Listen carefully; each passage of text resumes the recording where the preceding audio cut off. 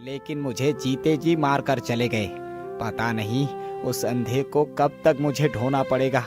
खुद के लिए तो कुछ मिलता ही नहीं, उस अंधे को कहाँ से खिलाऊं? गोपाल और भोला दो भाई थे। भोला गोपाल का बड़ा भाई है जो जन्म से ही अंधा है। गोपाल के पिता ने मरते वक्त गोपाल से वचन लिया था कि वह भोला की देखरेख की जिम्मेदारी ले।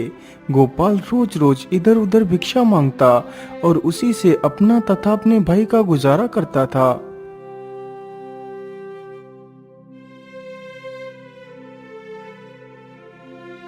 अरे माताजी, कुछ खाने को दे दीजिए।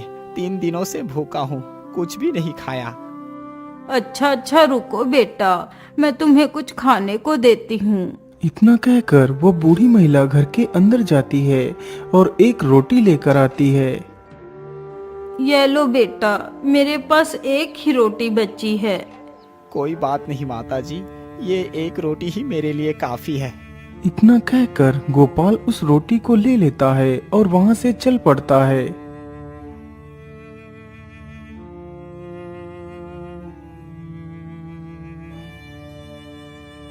गोपाल चलते चलते एक नदी के पास से होकर गुजरता है। आज पूरा दिन भिक्षा मांगने के बाद सिर्फ एक रोटी ही मिली है। अब इसे मैं खुद खाऊं या फिर उस अंधे को खिलाऊं? बस अब बहुत हो गया। अब मैं किसी के लिए कुछ भी नहीं करूंगा। ये रोटी मैं अकेले ही खाऊंगा। वैसे नदी तो पास में ही है, चलो यहीं पर रोटी खाकर पानी पी लेता हूँ, फिर घर जाऊंगा। इतना सोचकर गोपाल वहीं पर नदी के पास पड़े एक पत्थर पर बैठ जाता है और उस रोटी को खाता है। फिर उसी नदी में पानी पीकर वहां से चला जाता है।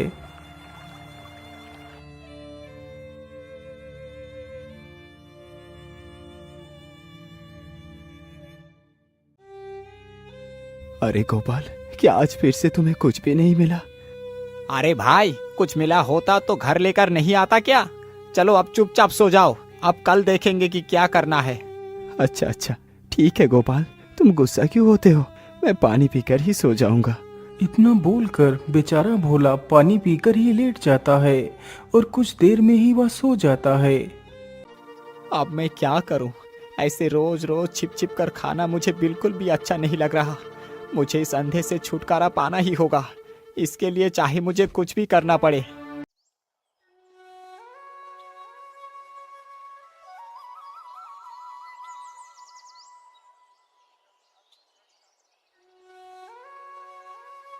अरे भाई चलो, आज हम दोनों भिक्षा मांगने के लिए चलते हैं। हाँ हाँ गोपाल, ये ठीक रहेगा, चलो चलते हैं। गोपाल अपने अंधे भाई भोला को लेकर निकल पड़ता है।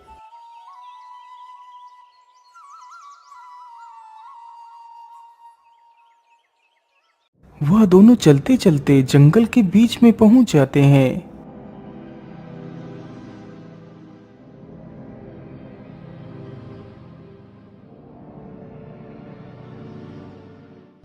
हाँ हाँ, ये जगह ठीक रहेगी। मैं इसे यही पेड़ के नीचे छोड़कर चला जाता हूँ। यहाँ से तो ये अंधा कभी भी वापस नहीं आ पाएगा। एक ना एक दिन कोई जंगली जानवर इसको चट कर जाएगा। अरे क्या हुआ गोपाल, तुम रुक क्यों गए? अरे कुछ नहीं भाई, हम अब गांव के किनारे पर आ चुके हैं। मैं सोच रहा हूँ कि तुम्हें यही पेड़ के नीचे बैठा देता हूँ और मैं भिक्षा मांग कर ले आता हूँ।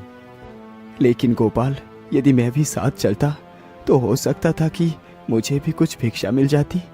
नहीं भैया, आप दूसरों से भिक्षा मांगोगे क्या? मुझे बिल्कुल भी अच्छा नहीं लगेगा, इसीलिए आप यहीं पर रुको, मैं अभी भिक्षा मांग कर आ जाऊंगा। इतना बोलकर गोपाल वहां से चला जाता है।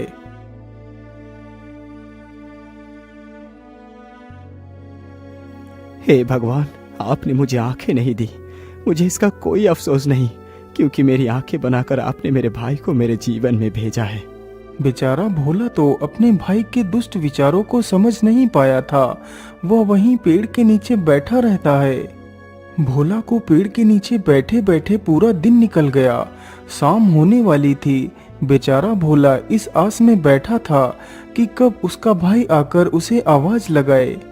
मुझे यहाँ पर बैठे हुए तो काफी समय गुजर चुका है। मेरे ख्याल से तो अब रात भी होने वाली होगी, लेकिन गोपाल अभी तक नहीं आया।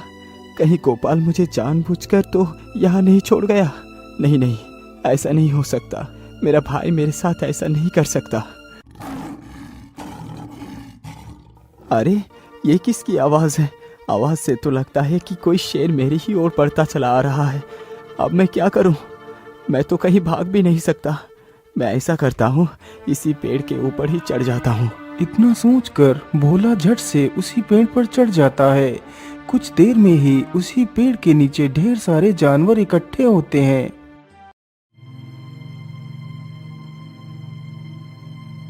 क्या सभी लोग इकट्ठे हो चुके हैं?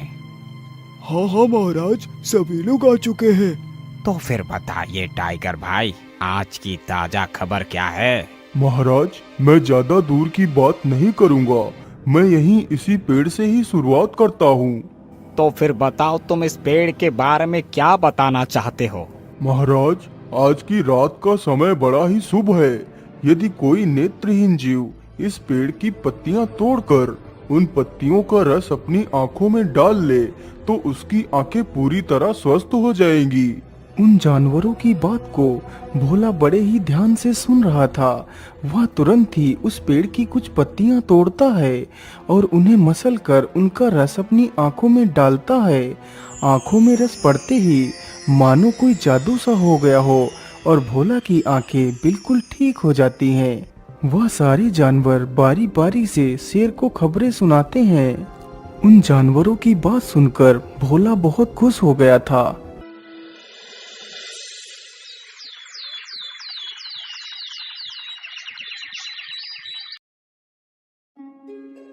जैसे ही सुबह होती है तो उस पेड़ के नीचे से सारे जानवर जंगल के अंदर को जाने लगते हैं। कुछ ही देर में उस पेड़ के नीचे से सारे जानवर चले जाते हैं।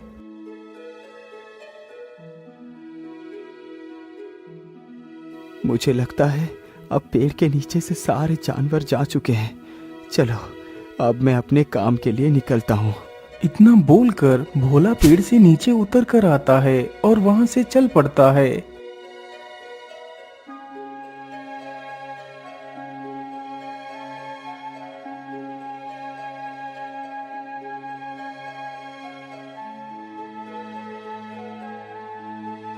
भोला चलते चलते एक नगर में पहुंचता है तो देखता है वहां के सभी लोगों के पीठ पर एक कुबड़ है। हे ऊपर वाले, ये कष्ट अब और नहीं सहा जाता।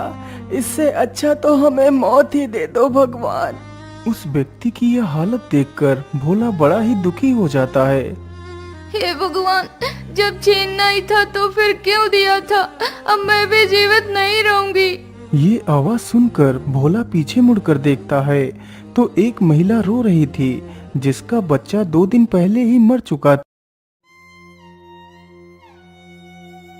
अरे भाई, जरा मेरी बात सुनो। हाँ हाँ, बोलिए भैया, आप क्या कहना चाहते हैं? भैया, मैं आपके गांव के बारे में जानना चाहता हूँ। आखिर यहाँ पर सब लोगों की पीठ पर कुबड़ कैसे हो गया? अरे भैया, मैं तुम्हें क्या बताऊं। पूर्णिमा की रात तक सब कुछ ठीक था, लेकिन उसकी अगली सुबह ही हमारे लिए काल लेकर आई। हम खुद ही नहीं जानते कि हमें ये कुबड़ क्यों निकल आया। अरे भाई, आप दुखी ना हो। मैं आपके सारे गांव को इस कुबड़ से मुक्त कर सकता हूँ। अरे युवक, क्या तुम कोई मजाक कर रहे हो?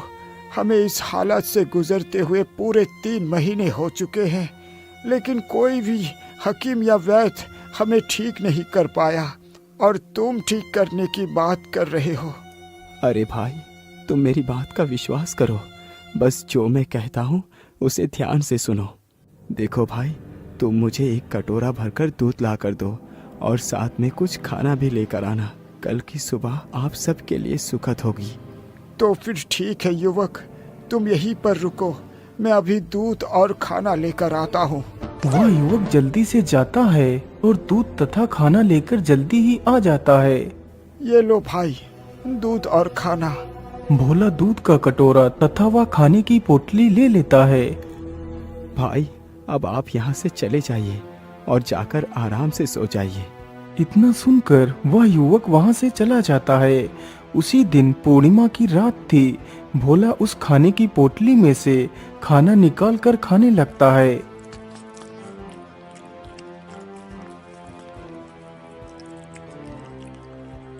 आहा, आज इतने दिनों के बाद खाना खाकर तो कितना सुकून मिला है। वैसे मैंने खाना तो खा लिया है, चलो अब अपना बचा हुआ कार्य खत्म करके आता हूँ। इतना बोलकर भोला दूध का कटोरा लेकर जंगल की तरफ चल पड़ता है।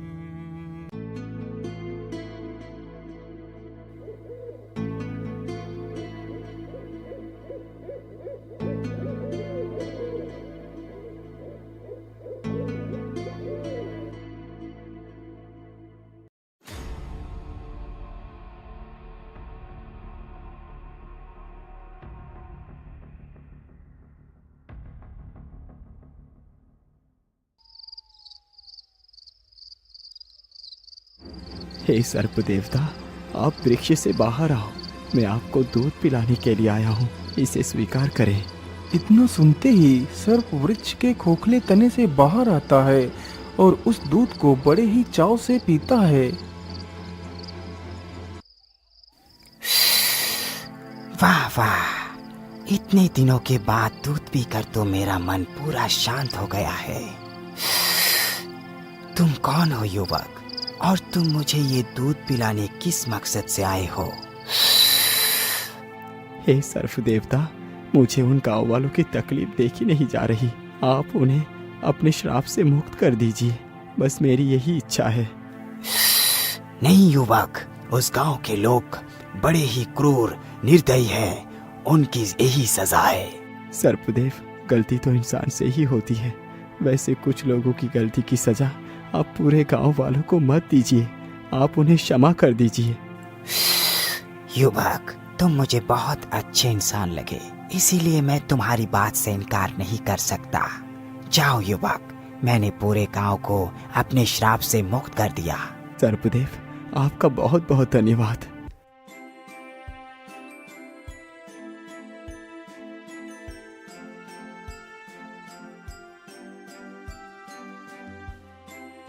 अगली सुबह मानो पूरे गांव के लिए एक नया सवेरा लेकर आई हो।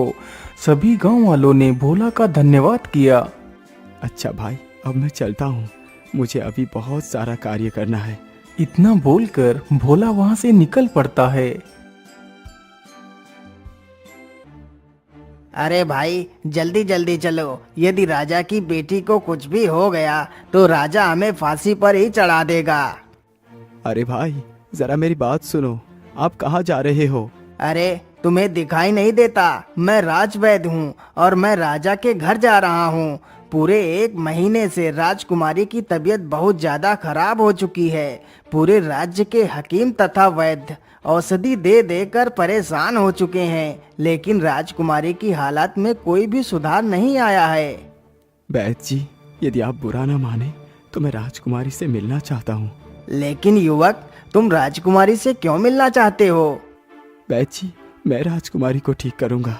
क्या तुम राजकुमारी को ठीक कर सकते हो? क्या तुम कोई वैद्य हो? नहीं, मैं कोई वैद्य नहीं, मैं तो एक साधारण इंसान हूँ।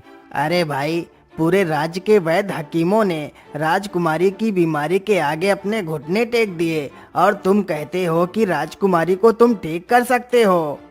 हाँ वैद्य जी, मैं बिल्कुल ठीक कह रहा हूँ, बस आप मुझे राजकुमारी के पास लेकर चलिए। वैसे इतना कह रहे हो तो मैं तुम्हें जरूर ले चलता हूँ। इतना बोलकर वैद्य भोला को भी अपने साथ ही ले जाता है।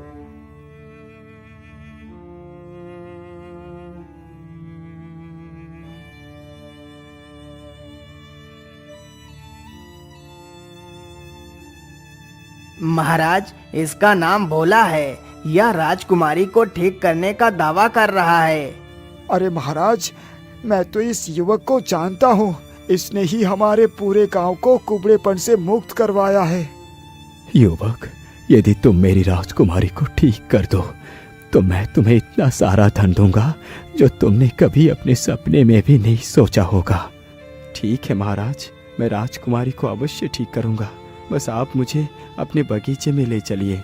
भोला की यह बात सुनकर सभी लोग बगीचे में पहुंचते हैं। महाराज, अब राजकुमारी को पलंग सहित यहाँ पर लाया जाए। सैनिकों, जल्दी से जाओ और राजकुमारी को लेकर आओ। इतना सुनते ही सैनिक जाते हैं और राजकुमारी को पलंग सहित उठाकर ले आते हैं। महाराज, इस पेड़ के नीचे खुदाई करवाओ। माली, पेड़ के नीचे खुदाई करो। राजा का आदेश होते ही माली पेड़ के नीचे खुदाई करने लगता है।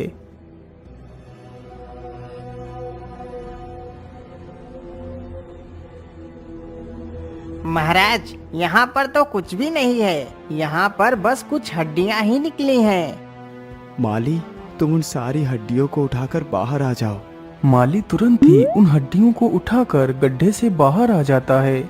महाराज, आप इन हड्डियों को राजकुमारी के हाथों से स्पर्श कराकर इन हड्डियों को इस तालाब में विसर्जित कर दीजिए। भोला ने जैसा कहा था, राजा ने बिल्कुल वैसा ही किया। वह तुरंत ही सारी हड्डियों को राजकुमारी के हाथ से स्पर्श कराता है और उन्हें तालाब में विसर्जित कर देता है। हड्डियों के विसर्जित होते ही राजकुमारी को होश आ जाता है। वह उठ खड़ी होती है। अरे पिताजी, क्या हुआ? आप सभी लोगों ने इतनी भीड़ क्यों लगा रखी है? कुछ नहीं बेटी, ये सारी भीड़ तुम्हें ठीक करने में ही लगी हुई थी, लेकिन अब तुम पूरी तरह स्वस्थ हो गई हो। वैसे युवक, तुमने ऐसा कौन सा जादू किया कि मेरी बेटी तत्काल ही ठीक हो गई? महाराज, मैंने कोई जादू नहीं किया। ये तो सब ऊपर वाले का खेल है, जो मैं उस पेड़ पर चढ़कर इन सारे रहस्यों को जान पाया। फिर भोला अपनी सारी कहानी राजा को सुनाता है। वैसे मैंने तो इस पेड़ की विशेषता बता दी। अब भालू, तुम बताओ, आसपास की क्या खबर है? अरे महाराज, नील नदी के उस तरफ वाला जो गांव है, वहाँ के सारे लोग श्राप के कारण कुबड़े हो गए हैं और वहाँ पर जो भी बच्चा पैदा होता है वो तुरंत ही मर जाता है। लेकिन भालू, ये सब कुछ हुआ कैसे? महाराज, उस गांव में एक कुबड़ा व्यक्ति रहता था जो बहुत दयालु था। वो प्रत्येक दिन एक सर्प को दूध पिलाने के लिए नदी के किनारे पर जाया करता था।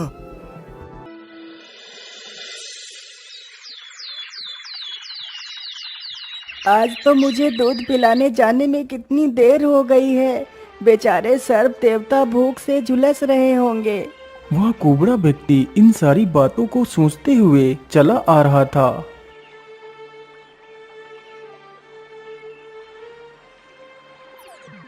अरे दुष्ट कुबड़े, तूने सुबह सुबह अपनी मनहूस शकल दिखाकर हमारा दिन ही खराब कर दिया। हम तुझे जीवित नहीं छोड़ेंगे। लेकिन भाई, इसमें मेरी क्या गलती है? मैं तो प्रत्येक दिन नदी पर आता हूँ। अरे दुष्ट, हमसे जुबान लड़ाता है। रुक, अभी तुझे मजा चखाता हूँ। इतना कहकर वह व्यक्ति कुबड़े को धक्का देकर नदी में गिरा देता है। बेचारा कुबड़ा उसी नदी में डूबकर मर जाता है। तभी वहाँ पर वह सर्प भी आ जाता है।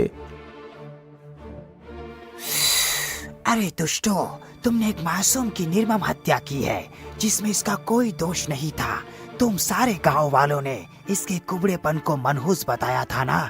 जाओ, मैं तुम सारे गांव के लोगों को श्राप देता हूँ कि कल की सुबह तुम्हारे लिए काल लेकर आएगी। अब तुम्हें पता चलेगा कि दर्द क्या होता है। तब से लेकर आज तक उस गांव में सभी लोग कुबड़े हो गए हैं। लेकिन भालू भाई, क्या इस समस्या का कोई उपाय नहीं है? महाराज, इसका उपाय बस यही है।